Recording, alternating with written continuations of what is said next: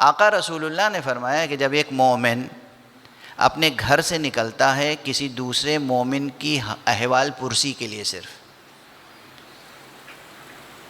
مزاج پرسی، کہ بھئی بہت دن سے دیکھا نہیں ہے، یہ بندہ خدا ٹھیک ہے، صحت مند ہے، کہیں خدا نہ خواستہ مریض تو نہیں ہے، قربتاً اللہ، بغیر کسی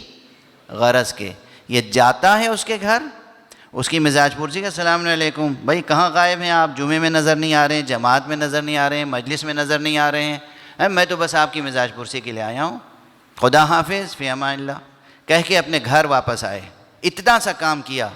آقا رسول اللہ فرماتے ہیں اللہ اس وقت تک کہ اس کے تمام گناہ اس طرح بخش دیتا ہے جیسے وہ اپنی ماں کے پیٹ سے اسی وقت پیدا ہوا۔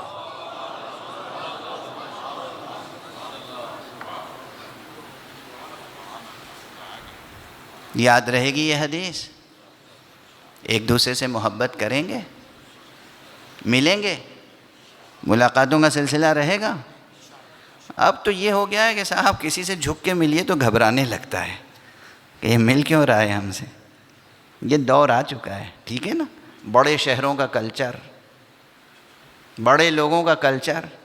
لیکن میں نے آپ کو حدیث رسول اللہ کی سنا دی۔ ایک صلوات پڑھ دیجئے آپ حضرت محمد